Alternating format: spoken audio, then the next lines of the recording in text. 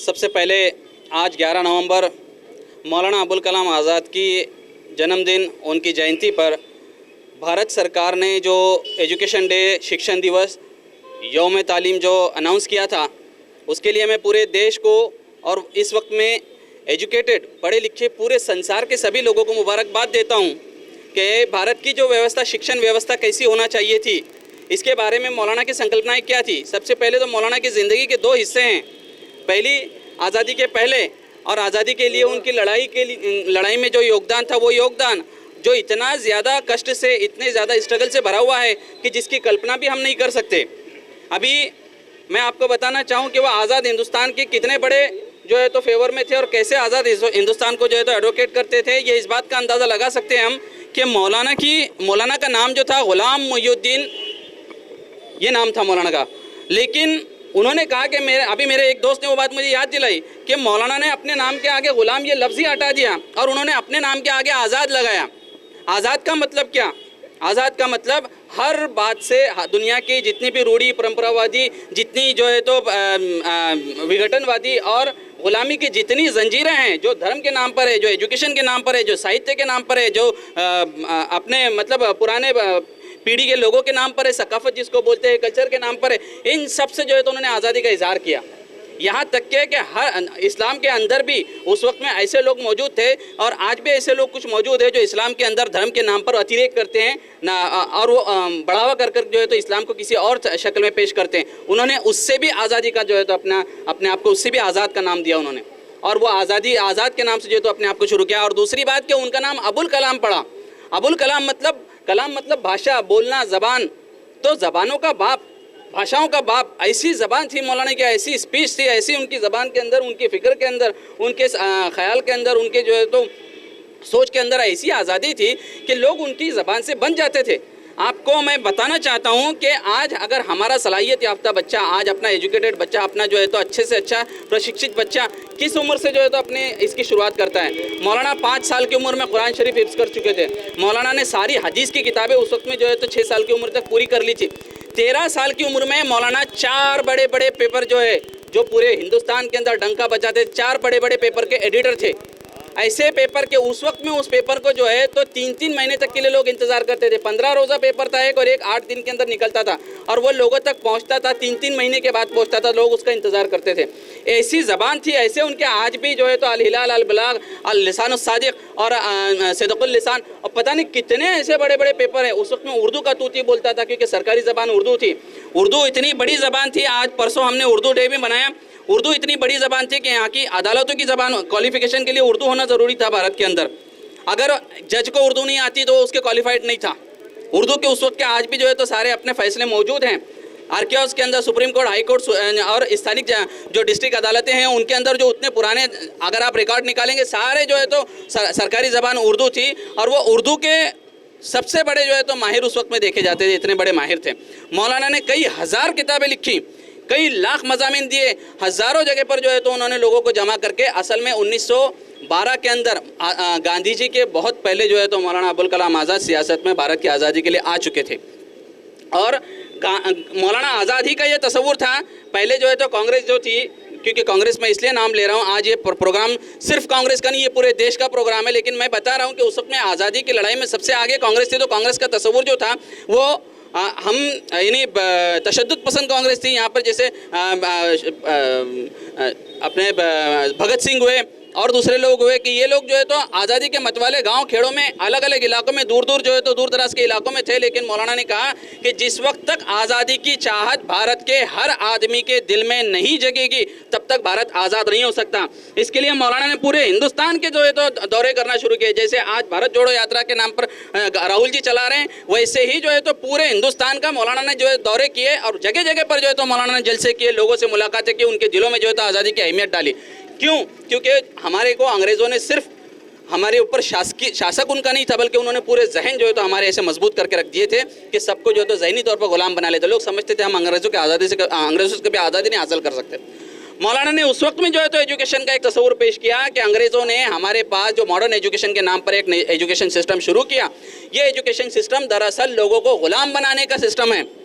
ये है तो एजुकेशन सिस्टम मॉडर्न, लेकिन इसके अंदर ऐसी व्यवस्था क्रिएट की गई है कि आदमी जो है वो सिर्फ एक नौकर बनता है, वो एक आज़ाद इंसान नहीं बनता, उसका विवेक नहीं जागता। तो मौलाना ने जो है, जो हमारा एजुकेशन एक्ट बाद में बना, वो हिंदुस्तान की आज़ादी के लिए जो है, जब हमने जो है तो संविधान के अंदर तरतूब की, उस वक्त में मौलाना ने हमारा एजुकेशन कैसा हो उसका पूरा एक खाका सबके सामने पेश किया, जिसके अंदर उन्होंने बताया कि हमने रूढ़ी परंपरावादियों का जो शिक्षण जो है तो लेकर के अपने आप को गुलाम बनाया है। इस शिक्षण की व्यवस्था को हमको बदलना ज़रूरी है। मॉडर्न एजुकेशन का हमारा सिलेबस होगा, लेकिन हमारा जो सिस्टम होगा वो सिस्टम पौराणिक होगा, पुराना होगा। हम उस पुराने से, क्योंकि यहाँ के लोग, इस देश के लोग इस देश की संस्कृति को लेकर के चलने ही के लिए बने हैं, वो उसी के लिए पैदा हुए हैं। इसी के तौर पर जो है तो मौलाना ने हमारे भारत के अंदर उस वक्त में टेक्निकल एजुकेशन नहीं था। मौलाना ने एक संकल्पना ये पैदा की, क्योंकि टेक्निकल एजुकेशन के लिए लोगों को यहाँ से बाहर जाना पड़ता था, और हायर एजुकेशन के लिए लोगों को देश से बाहर जाकर के एजुकेशन लेना पड़ता। हमने सुना होगा, इंग्लैंड गए, कैम्ब्रिज गए, और अमेरिका गए, और अफ्रीका गए। खुद अपने डॉक्टर बाबा साहब अम्बेडकर जो है तो कोलंबो यूनिवर्सिटी से पढ़े, पंडित जवाहरलाल नेहरू जो है तो कैम्ब्रिज से पढ़े, और दूसरे लोग कितने बड़ी बड़ी यूनिवर्सिटी से पढ़े। मौलाना ने कहा कि उस दर्जे का एजुकेशन हमारे भारत में होना चाहिए, और इस देश के अंदर जो है तो वहाँ के लोग, भारत के, दुनिया के दूर दूर के लोग जो है तो देश के एजुकेशन सिस्टम में पढ़ने के लिए आए। तो आज हमारी यूनिवर्सिटीज़ के अंदर देखिए, हर यूनिवर्सिटी के अंदर, पूना यूनिवर्सिटी दुनिया के अंदर, अपने भारत के अंदर सबसे एक नंबर पर है, जिसके अंदर 45% लोग भारत के अंदर बाहर के लोग आके एजुकेशन हासिल करते हैं। इसी तरीके से दिल्ली यूनिवर्सिटी, मुंबई यूनिवर्सिटी, और पता नहीं कितनी यूनिवर्सिटीज़ हैं जिनके अंदर बाहर के लोग आकर के एजुकेशन हासिल कर रहे हैं। ये मौलाना की ही संकल्पना थी। तो मौलाना ने 5 नुकात के ऊपर काम किया। जब एजुकेशन की उन्होंने तो उन्होंने सबसे पहली पॉलिसी है कि एजुकेशन हर आदमी का जन्मसिद्ध अधिकार होना चाहिए। उसकी जात, धर्म, उसकी जो जेंडर है, इससे परे जो है तो उसको एजुकेशन मिलना चाहिए, उसका अधिकार हो, ये सबसे पहला अधिकार। दूसरी बात कि प्राइमरी एजुकेशन, प्राइमरी कम से कम जो है तो हमारा 7वीं तक का, 10वीं तक का जो प्राइमरी एजुकेशन है, ये एजुकेशन हर एक को मिलना अनिवार्य हो। उसको उस दौरान में कोई जो है तो उससे कोई मजदूरी न करवाई जाए, उस आदमी को किसी और काम में न लगाया जाए। ये जो है तो संकल्पना मौलाना की थी। तीसरी चीज़ कि प्रौढ़ जो पढ़ाई लिखाई तो नहीं कर सके, लेकिन बड़े हो गए, अब उनकी व्यवस्था हालात ने जो है तो उनको पढ़ने की इजाज़त नहीं दी। अब वो बड़े हो गए हैं, लेकिन फिर भी जो है उनको एजुकेशन मिलना चाहिए। तो प्रौढ़ एजुकेशन का सबसे बड़ा सिस्टम जो है तो मौलाना ने आज़ाद भारत के लिए मौलाना ने जो है तो मुख्तस किया। उसके बाद एजुकेशन के अंदर सिर्फ एजुकेशन बोले तो कागज़ जमा करना, सर्टिफिकेट, डिग्री, कागज़ के सर्टिफिकेट हासिल कर लेना, ये जो है तो एजुकेशन का मतलब ना हो, बल्कि एजुकेशन से इंसान का कैरेक्टर डेवलप हो, ह्यूमन डेवलपमेंट हो, तो वो सिस्टम खड़ा किया जाए। और 5वीं चीज़ कि एजुकेशन के अंदर एक तो देशभक्ति का एजुकेशन के लोगों को आपस में मिलजुल कर रहना है। हर मज़हब, हर धर्म, हर जात, हर बात, हर नस्ल के लोग जो है तो आपस में एक हैं। इस चीज़ का एजुकेशन बढ़ाया, और उसके अंदर टेक्निकल एजुकेशन, उसमें मेडिकल एजुकेशन, उसमें फ़नून लतीफ़ा यानी फ़ाइन आर्ट्स के एजुकेशन को भी जो है तो वैल्यू दी। मैं आपको बताना चाहता हूँ कि आज़ादी के पहले तक और बहुत ज़माने बाद तक भी जो है तो लोग, जो हमारा आज जो फाइन आर्ट्स के जितने भी है, जैसे पेंटिंग है, स्पोर्ट्स है, उसके अलावा ड्रामा है, एक्टिंग है, म्यूज़िक है, यहाँ तक के कार्विंग यानी मूर्तिकारी जो है, ये भी सिर्फ एक फ़न की तौर पर, यानी एक जो है तो फ़न क्या बोलेंगे उसको, अपने एक आर्ट के तौर पर ये होता था। इसका कोई स्कूल एजुकेशन नहीं होता था, बल्कि लोग जो है तो एक दूसरे से सीख लेते थे, उनकी दिलचस्पी के हिसाब से वो डेवलप कर लेते थे। मौलाना ने उसको एजुकेशन के नाम पर यूनिवर्सिटीज़ के सिलेबस के अंदर डाला। स्पोर्ट्स को जो है तो कोई भी वैल्यू नहीं थी, स्पोर्ट को कभी पढ़ाई का हिस्सा नहीं मानते थे, लेकिन मौलाना ने कहा कि हर पढ़ाई के, हर स्कूल के अंदर हर बच्चे को जो है तो उसके हिस्से का पढ़ाई भी मिलना चाहिए, और उसके साथ में जो है तो उसको उसका ह्यूमन डेवलपमेंट हो, उसके जो है तो उसका स्पोर्ट्स का भी जो है तो उसको पूरा जो है तो एजुकेशन हो, उसकी दिलचस्पी के हिसाब से वो मिले तो वो ये भी हो। यहाँ तक कि मूर्तिकारी को कौन जानता है? आज भी जो है तो हमारे लोगों को शायद मालूम नहीं होगा कि मूर्तिकारी के बारे में एजुकेशन में बराबरी का दर्जा जो है तो मौलाना अबुल कलाम आज़ाद ने, उसके पहले नहीं था, और आज भी है कि नहीं लोगों को नहीं मालूम होगा शायद, लेकिन दिया मौलाना ने। और इसके लिए जो है तो उन्होंने अलग अलग एकेडमीज़ बनाई, साहित्य एकेडमी, संगीत साहित्य academy, drama academy, acting academy, music academy, painting academies, तो ये सब बनाई, तो ये मौलाना ने बनाई। इसके बाद जो है तो मौलाना ने सबसे पहले 1948 में, यानी 1947 में इंटरिम गवर्नमेंट जो बन गई थी, पहले सरकार बनने के, आज़ादी मिलने के पहले जो है तो इंटरिम गवर्नमेंट बना दी गई थी, उसके अंदर मौलाना को एजुकेशन मिनिस्टर बहुत मिन्नत समाजत करने के बाद मौलाना को बनाया गया। तो मौलाना ने सबसे पहले वही शुरू किया, और उन्होंने सबसे पहले जो है तो यूनिवर्सिटी फॉर एजुकेशन बनाई। एजुकेशन लोगों तक पहुँचे तो उसके लिए सबसे पहले उन्होंने वहाँ पर वो काम शुरू किया, और उसके बाद जो है तो यूनिवर्सिटी ग्रांट्स कमीशन बनाया। उसके बाद IIT IIM की जो है तो संकल्पना मौलाना की थी, उन्होंने IIT IIM शुरू किया 1951 के अंदर। इसके अलावा मौलाना ने फिर ICCR medical council of India, उसके बाद टेक्निकल एजुकेशन के लिए AICTM, इस किस्म के जितने भी इंस्टीट्यूट्स हैं जो मौलाना की ज़िंदगी में 1958 से पहले तक जितने बने, वो सारे के सारे जो है तो मौलाना ही की संकल्पना थे। मौलाना ने टेक्निकल एजुकेशन के साथ में प्रोफेशनल एजुकेशन को जो है तो बढ़ावा दिया। प्रोफेशनल एजुकेशन के अंदर सारे पहले जो था लॉ ये अलग चीज़ थी, आर्ट्स अलग चीज़ थी, कॉमर्स अलग चीज़ थी, इसको प्रोफेशन में डाला मौलाना ने, इसको प्रोफेशनल लेवल तक जो है तो इसका बड़े बड़े जो पढ़े लिखे लोग थे, जो उस वक्त के स्कॉलर्स थे, उनको एक जगह जमा किया और उनको बोला कि आप ठीक है, भारत की आज़ादी के बाद इस आज़ादी को रिटेन करना ज़रूरी है, इसको बाकी करना ज़रूरी है। तो हमारा भारत का नौजवान उस आज़ादी को बाकी रखने के लिए उस लायक बने।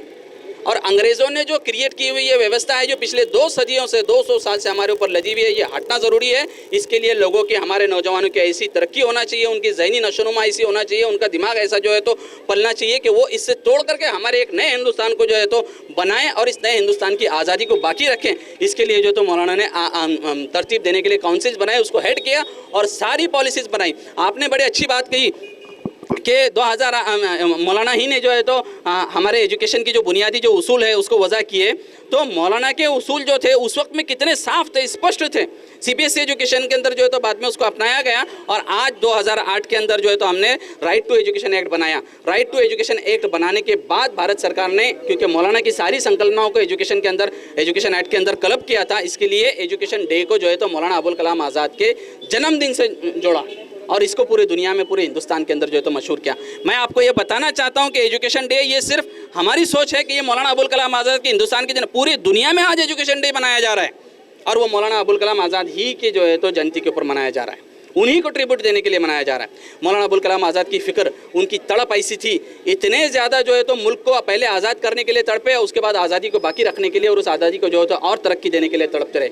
मौलाना का इंतकाल हुआ। डॉक्टर साहब, आप मेडिकल फील्ड के हैं और मेरे दूसरे लोग भी हैं, दोस्त भी यहाँ पर मेडिकल फील्ड के होंगे। मैं बताता हूँ, आप बताइए, एक आदमी मर जाए तो उसके दिमाग को और उसके दिल को शांति कितनी देर में मिल जाती है, बताइए? शायद 6 घंटे।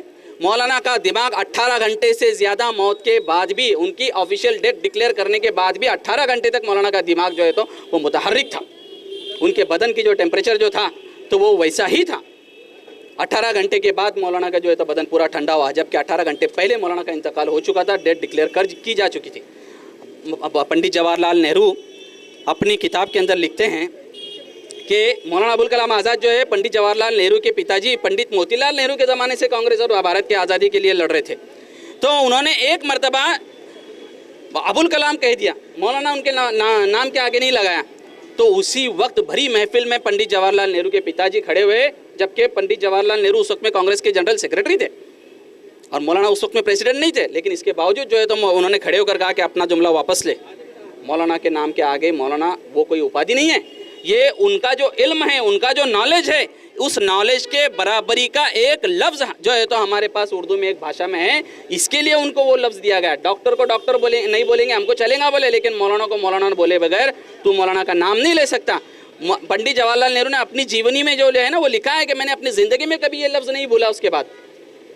और जब मौलाना मरे तो लोग देखने वाले कहते हैं कि पंडित जी इस तरीके से रोते थे जैसे कोई औरत का शौहर मर जाता है, वो अपनी चूड़ियाँ तोड़ती है, अपने बाल बिखेरती है, अपने सर पे मिट्टी डालती है, इस तरीके से लोगों को हिलाते और कहते क्या मौलाना को जिंदा कर सकते हो? लोग पूछते क्या हुआ, आने वाले पूछते, अब आने वाले जब घर में आता है आदमी देखता है मैयत क्या क्यों भाई क्या हुआ, तो बोलते क्या हुआ, मुझसे पूछता है क्या तुम मौलाना किसकी क्या मुँह दिखाने आया मुझे, क्या मौलाना को खड़ा कर सकता है दोबारा? काश मेरे आज़ाद हिंदुस्तान का जो तस्वुर मौलाना ने पेश किया था, मैं उसको पूरा करने तक मौलाना के साथ रहता। ये नहीं कहे कि मौलाना हमारे साथ रहते, मैं मौलाना के साथ, वो ये समझते रहे कि मैं मर गया, मौलाना तो ज़िंदा है, मौलाना तो ज़िंदा है। ये कहते कहते जो है तो मौलाना का जनाजा उठा और क्या तमाशा, क्या दुनिया के अंदर क्या अल्लाह ने उनको जो है तो कैसी ये दी थी अच्छे काम करने वाले लोगों के साथ में। वाकई में जब वो जाता है तो पूरी खुदाई रोती है। आसमान से ऐसा लगता था कि आसमान में भी जो है तो परिंदे बैन कर रहे हैं। इस तरीके से उनकी जब मैयत निकली और जब चले तो 10 लाख से ज़्यादा का मजमा जो है तो उनके मैयत में दिल्ली में मौजूद था। तो ये ऐसे ही नहीं होता। उन्होंने जो खून अपना बहाया, जो अपने जज्बात का कत्ल किया मौलाना ने आज़ादी के लिए। मैं आपको बताऊं कि आज़ादी के लिए इतने सख्त थे कि मौलाना अहमदनगर की जेल में बंद थे और इधर उनकी बीवी का इंतकाल हो गया। जेलर आया, एक फॉर्म भर के लेकर आया उसने कि भाई तुम छुट्टी की अर्जी दो, मैंने भर लिया, खाली इसके ऊपर दस्तखत कर दो। तो मौलाना ने कहा कि क्या मेरी बीवी का इंतकाल हुआ इसलिए तो मुझसे हमदर्दी करने आए हैं? तो बोले हाँ मौलाना। आपकी इकलौती बीवी थी। उस वो दौर ऐसे था 4-4 बीवियाँ तो और तो थी, लेकिन मौलाना की एक ही बीवी थी। और इतनी मोहब्बत थी कि मौलाना उनके इंतकाल के बाद उनकी इसमें जो है तो उस रोज़ रात भर भी नहीं सोए थे, और उसके बाद भी 11 दिन तक मौलाना की आंखों के आंसू नहीं रुके। ये पंडित जवाहरलाल नेहरू ने खुद लिखा है, समझे। तो उन्होंने कहा कि अगर मैं इस पर दस्तखत कर दूँ, मेरी जो है तो अंग्रेज़ों से एक मुआहिदा कर लूँ, उनको अर्जी दे दूँ कि मुझ पर रहम करें, मुझे 2 दिन के लिए छोड़ दें और आज़ादी की इस लड़ाई से मैं हट जाऊँ 3-4 दिन के लिए, ये नहीं हो सकता। मेरी बीवी से मैं अब जन्नत में मिलूँगा, अब स्वर्ग में हमारी मुलाकात होगी। ये कहकर आज भारत की आज़ादी का वो मतवाला हमारे बीच नहीं है, लेकिन हम उसकी आज़ादी की दी हुई कुर्बानियों को, उनके किए हुए उतने उस पराक्रम को, उस ताकत की जो है तो जो उन्होंने हमें बख्शी है, वो सच्चाई की राह को हम भूल करके, आज उनको भूल करके उन सब चीज़ों को भूल रहे हैं। और आज इसी वजह से हमारे देश को टुकड़े टुकड़े होने की नौबत पर देश बढ़ गया है। टुकड़े टुकड़े बोले तो हम सिर्फ भौगोलिक तौर पर एक है, लेकिन हम कल्चर तौर पर एक दूसरे से दूर जा रहे हैं। मौलाना ने सिर्फ भारत ही नहीं, पूरी दुनिया के अंदर के सारे सकाफत कल्चर को एक करने के लिए Indian council of cultural research की एक स्थापना की है। आज भी वो पूरे वर्ल्ड के अंदर सबसे मशहूर और सबसे बड़ी स्थापना करने वाली, सबसे बड़ी इंस्टीट्यूट है। यही कह करके मैं आज मौलाना की दिए हुए जो है तो जितने भी हमको उनकी शिक्षा है, उस शिक्षा को हम पूरा करें, उसको आगे लेकर जाएं, मौलाना की कार्रवाइयों को जो है तो पढ़ें और उसको जो है तो अपना एक यानी अपनी ज़िंदगी का, आने वाली ज़िंदगी का हम मशाले राह बने, समझे, उसका एक आदर्श लें और आगे बढ़ें।